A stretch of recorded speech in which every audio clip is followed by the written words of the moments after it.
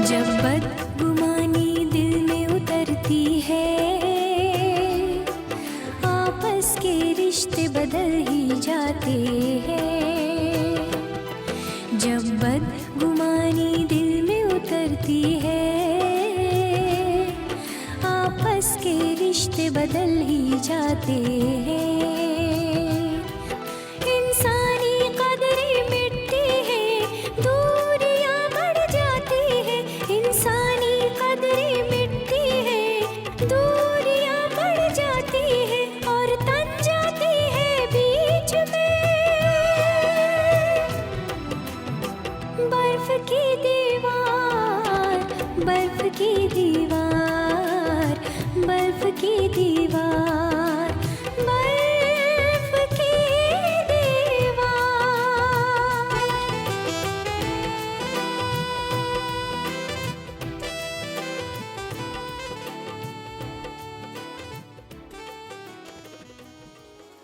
लेकिन फिर भी अल्लाह का लाख लाख शुक्र है। भाईजान, भाभी, बच्चे सब कैसे हैं? ठीक तो है ना? सारा भाभी, अल्लाह का लाख लाख शुक्र है। रही बात कुलसुम की, वो तो आपको मुझसे ज्यादा पता रहता है।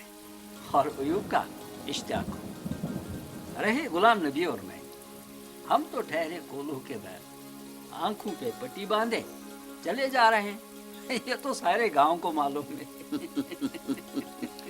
वाह फयाज भाई, 100% सच्ची बात कही तुमने। भाई इससे तो चाय का मजा दुगना कर दिया। भाई मेहनत तो आप लोग ही करते हो, हमारा क्या है? हम तो यूं ही बच्चों के साथ दिन भर खेलते रहते हैं। अरे करते क्या है, यही ना, साफ सफाई करना, कपड़े धोना, बर्तन मांजना, खाना पकाना और ये जानवरों को नहलाना धुलाना और उनका। अरे अरे गलती हो गई इससे।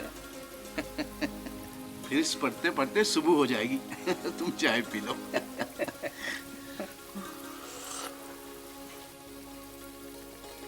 यार मैं ये कहने आया था, जाड़ा आने को है। मैं सोच रहा था 2-3 महीने जम्मू चला जाऊं। एक तो 4 पैसे कमा लूंगा और जाड़े से भी बच जाऊंगा। तुम्हारा क्या इरादा है? मेरा ये आफत छोड़ेगी तब ना। तो मुझे भी साथ ले चलो, मैं भी जम्मू देखूंगी। बेटा हम तो तुम लोगों के लिए ही जाते हैं, मजदूरी करते हैं। तुम लोगों का पेट पालने के लिए ये सब करते हैं। नहीं तो कौन चाहता अपने घर से बाहर जाना। यार गुलाम नबी, अल्लाह तुम्हारे अब्बा हुजूर को जन्नत नसीब करे। वो तो हर साल जाया करते थे बिला नागा। 1947 का गदर अपनी आंखों से देखने के बाद भी। 1947 में क्या हुआ था चाचा? आपने भी कई बार गदर गदर कहा। ये गदर क्या होता है वो? अरे बेटे, तुम्हारे दादा जंती जो थे ना, वो पंजाब जाते थे मजदूरी के लिए। 1947 में अभी वो मजदूरी के लिए पंजाब गए थे और मुल्क की तकसीम को लेकर वहां झगड़ा हो गया, फसाद बर्पा हो गया और तुम्हारे दादाजी काफी देर वहीं फंस गए। फसाद क्या था बेटा? मुसलमानों का कत्लेआम हुआ था। औरतें, बच्चे, बूढ़े, मर्द, इस सब का इतिहास किए बगैर कटाई हुई। ये तो तुम्हारे दादा जान थे जिन्होंने अच्छे कर्म किए थे, जैसे तैसे बच के वापस आ गए। मुसलमानों को कौन मारते थे अबू? अबू आपने बताया नहीं, मुसलमानों को कौन मारता था और क्यों मारता था? वहाँ के हिंदू, सिख, गैर मुस्लिम। मगर क्यों? अरे बेटा बोला ना, मुल्क की तकसीम को लेकर फसाद बर्पा हो गया। वहाँ काफी गैर मुस्लिम मारे गए, बस उसी का बदला ले रहे थे। वहाँ के मुसलमानों ने गैर मुसलमानों को क्यों मारा? अरे कहा ना बेटे, फसाद बर्पा हो गया था। सारा तुम खाना लगा दो।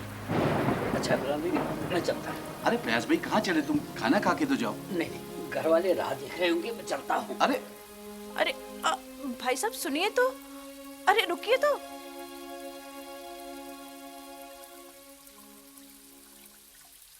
फसाद क्या था बेटा?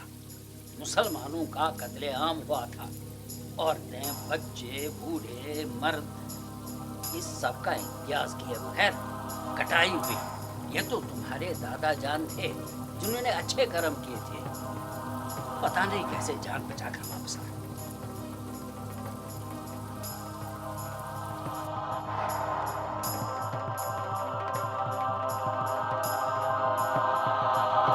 अबू, आपने बताया नहीं मुसलमानों को कौन मारता था और क्यों मारता था?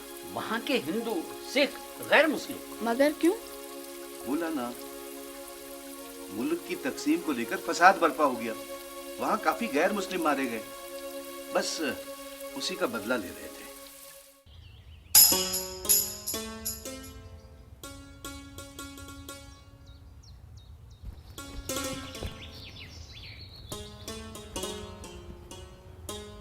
इश्तियाक, तुम यहाँ हो? क्या बात है यार? और स्कूल में भी ऐसे ही गुमसुम रहा था। अबू ने कुछ कहा क्या? तुम तो आज खेलने भी नहीं आए यार। क्या हुआ अफसर साहब? हमसे कोई गलती हो गई क्या? यार कुछ तो बोलो। मत कहो मुझे अफसर, मुझे आर्मी अफसर नहीं बनना है। अयूब, तुम भी अपने अब्बू को बोलो कि कश्मीर से बाहर कहीं ना जाए। क्यों? वो तो कब के चले गए। मुसलमानों को कश्मीर से बाहर कहीं नहीं जाना चाहिए। वहाँ के हिंदू सिख। मजीद, तुम क्यों रो रहे हो? मैं तो ऐसे ही। अबू का तबादला मुंबई में हो गया। हम सब मुंबई जा रहे हैं। मैं तुम दोनों के बगैर नहीं रह सकता हूँ।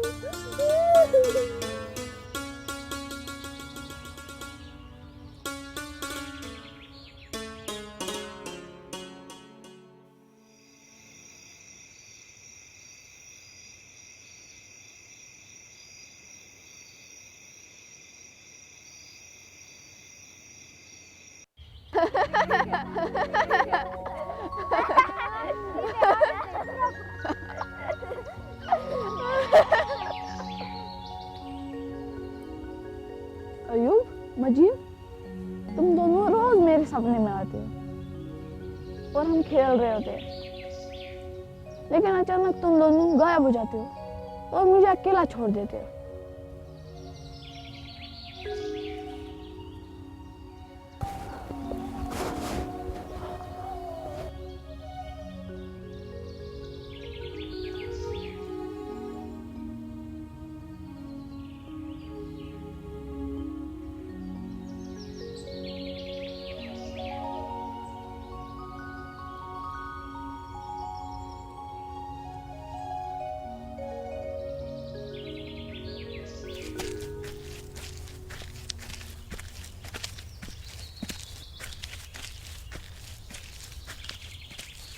इश्तियाक, इश्तियाक,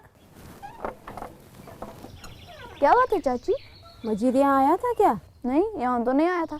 अयूब के घर पे देखा? मैंने तो सारा गांव छान लिया, पता नहीं कहाँ चला गया। इस लड़के ने तो हद कर दी, कहता है मुंबई नहीं आएगा। उसके अब्बू बहुत खफा हो रहे हैं। आप घबराइए मत, मुझे मालूम है वो कहाँ होगा। आप मेरे साथ चलिए।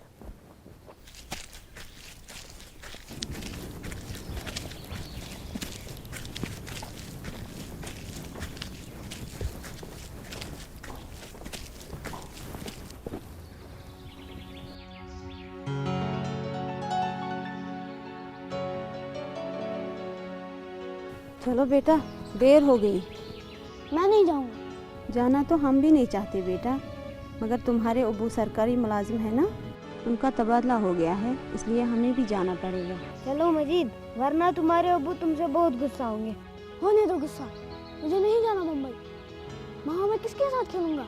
मुंबई में समंदर है ना? है तो हम तुम्हें रोज खत लिखा करेंगे और इस नदी में डाला करेंगे। याद है, मास्टर जी ने कहा था कि सारी नदियों का पानी समुंदर में मिलता है। इस तरह हमारे खत भी इस नदी के जरिए समुंदर में पहुंच जाएंगे। तुम सच कह रहे हो ना? कहीं तुम मेरे को भूल तो नहीं जाओगे ना? वादा करो।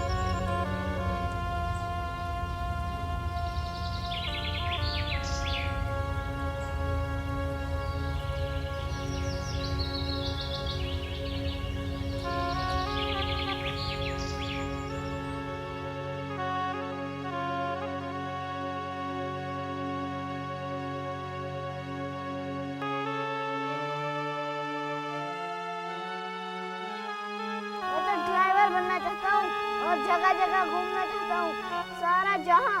ये पढ़ाई लिखाई मुझसे नहीं होती। अबू का तबादला मुंबई में हो गया, हम सब मुंबई जा रहे हैं। मैं तुम दोनों के बगैर नहीं रह सकता हूँ।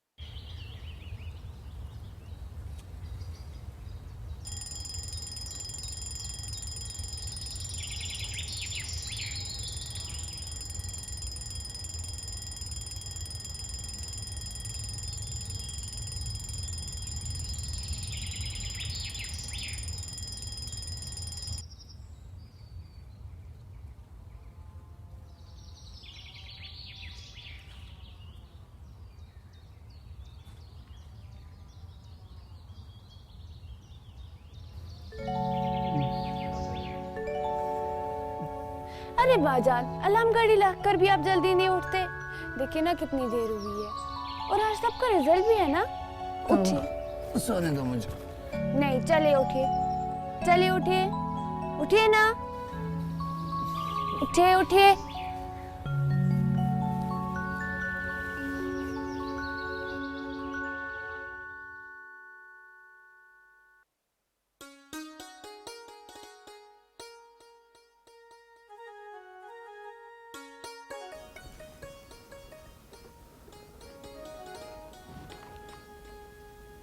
अरे इस लड़के ने भी परेशान कर रखा है। कितनी बार उसे बोला घर जल्दी आया कर, हालात ठीक नहीं है, लेकिन वो माने तब ना। अबू, आप ही बस जल्दी परेशान हो जाते हैं। आज तो बाजान का रिजल्ट था, वो अपने दोस्तों के साथ खुशी मना रहे होंगे। अम्मी, अबू, मैं पास हो गया। आई लगाई मलाई। मेरा बेटा है ही अव्वल, हमेशा सबसे आगे। अल्लाह का शुक्र है, ये तो उस परवरदिगार की करामत है। जब अल्लाह का करम और बाजान की मेहनत मिलती है तो सब कुछ अच्छा ही होता है। बाजान, अब मुझसे एक वादा कीजिए। बोल रही, क्या मांगती है? आपकी पहली तनख्वाह से आप मेरे लिए एक अच्छा सा सेल फोन खरीदेंगे। अरे इसे सांस तो लेने दे, आते ही अपनी फरमाइशें शुरू। सबसे पहले हम दस्तगीर साहिब जाएंगे शुक्राना करने के लिए। हाँ? वहाँ भी चलेंगे अम्मी, लेकिन इसकी फरमाइश भी वाजिब है। मेरी पढ़ाई की मेहनत में इसका भी तो हाथ है। चल रही, वादा रहा, मेरी पहली तनख्वाह पे तुम्हारे लिए सेल फोन। और बोल। तो मैं आज से ही आपके लिए एक अच्छी सी नौकरी की तलाश करूंगी। मेरा लाल, मेरा लाल।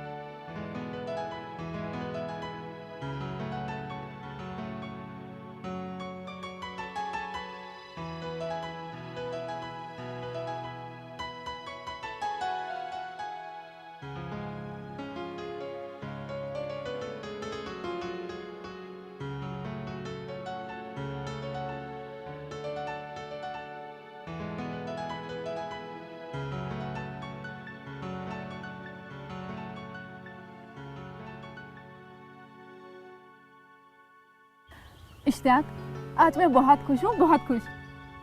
ऊपर वाले ने मेरी दुआ सुनी, अव्वल आए हो तुम पूरे कॉलेज में, अव्वल।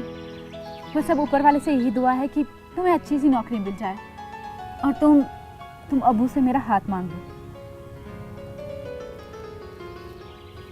इश्तियाक, इश्तियाक, क्या हुआ? अच्छा, तो समझ गई। जनाब को मुझसे शादी करने का कोई इरादा नहीं। हाँ, ऐसी बात नहीं। तो फिर? तुम तो जानती हो यहाँ नौकरी मिलना कितना मुश्किल है, और मैं कश्मीर से बाहर कहीं नहीं जाना चाहता। पर क्यों? बाहर जाने में क्या परेशानी है?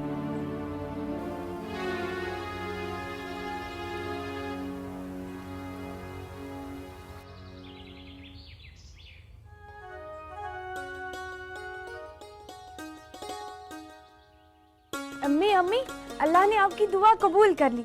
बाजान को बहुत अच्छी जगह नौकरी लगी है। क्या नौकरी? शुक्र है अल्लाह का। ये अफलातून कॉलेज में अव्वल के आ गया, जैसे हातम ताई को मार दे दिया। दिन भर अयूब और पता नहीं किस किस के साथ मटर गश्ती करता रहता है।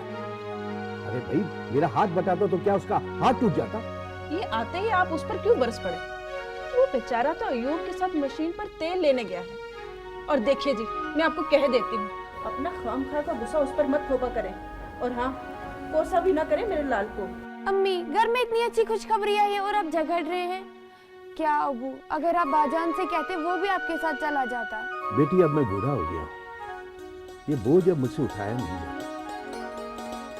देखो बेटी, गुस्सा तो मुझे अपने आप पे आता है, और फिर यही गुस्सा मैं अपनों पे। अच्छा चलो, तुम किस खुशखबरी की बात कर रही थी? जाइए, नहीं बताती। बिल्कुल नहीं बताना। ये तो उस मासूम के पीछे हर वक्त पड़े रहते हैं। अब से नहीं, जब वो इतना सा था तब से। या अल्लाह, नहीं बताऊंगी। अच्छा तो ठीक है, नहीं बता। फिर हम ऐसा करेंगे,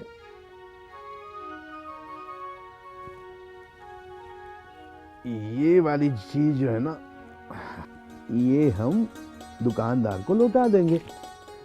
अब बताऊंगी। बाजान को एक बहुत बड़ी नौकरी लगी है। अच्छा, शुक्र अल्हम्दुलिल्लाह। कहाँ लगी है नौकरी? बता दिया? हाँ, रिश्वतखोर। अच्छा, तूने बताया नहीं कहाँ लगी है उसकी नौकरी? अरे अम्मी, दिल्ली में एक बहुत बड़ी कंपनी है। शुरू में तनख्वाह 30,000 रहेगी और रहने के लिए एक घर। 30,000? 30,000 और घर?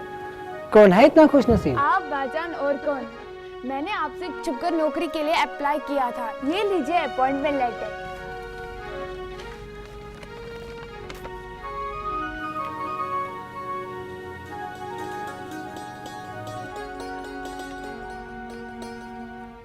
मुझे नहीं करनी है नौकरी।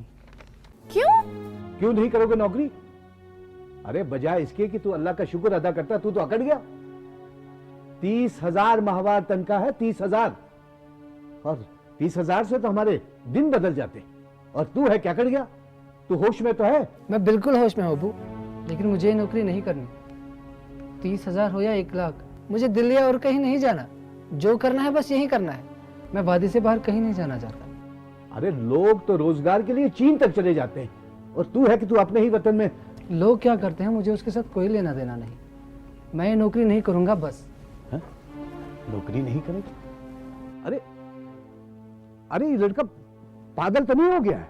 पागल होंगे उसके दुश्मन। कितनी बार आपको समझाया है, अब वो जवान हो गया है, उससे ऐसी बात मत किया करो। जरूर कोई वजह होगी जो बता नहीं रहा।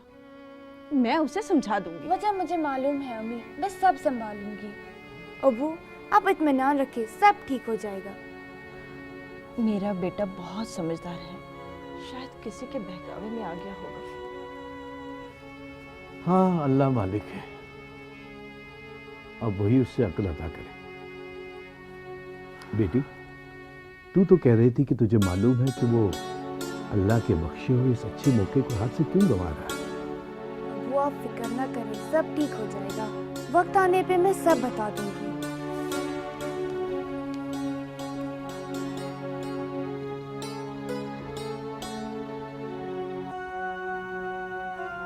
पिछले 25 साल से अकेला ही पिसता चला जा रहा हूं। मैंने अपनी हर हसरत और हर ख्वाहिश का गला घोट दिया और अपने बच्चों को तालीम दी, ये सोचकर कि एक दिन राहत मिलेगी। अब जब राहत का मौका आ गया, अल्लाह ने खुशी झोली में डाल दी, तो इस अफलातून का दिमाग खराब हो गया।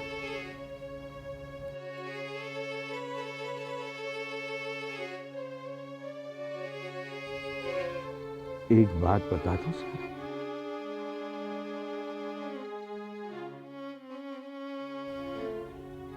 मुझे लगता है कि हमारे नसीब में खाक और कीचड़ लिखी, खाक और कीचड़, बस।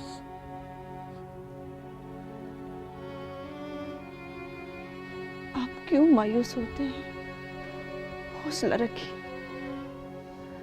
हमारे पास 2 हीरे हैं, एक से बढ़कर एक। इश्तियाक एक नायाब हीरा है और निगत बेशकीमत नीलम। हमारे पास तो करोड़ों की दौलत है। आप घबराइए नहीं, मैं उससे बात करूंगी और मुझे अपने अल्लाह पर पूरा भरोसा है। या अल्लाह।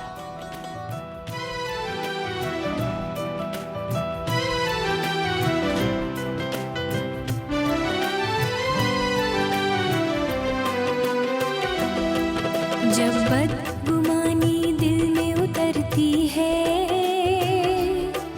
आपस के रिश्ते बदल ही जाते हैं। जब बदगुमानी दिल में उतरती है, आपस के रिश्ते बदल ही जाते हैं।